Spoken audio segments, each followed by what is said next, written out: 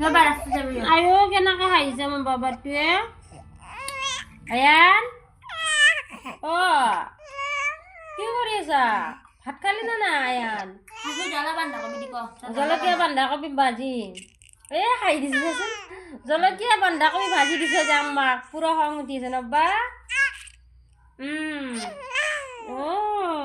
মু দাম মাছ মাংস তো ইয়ান নাম্বাই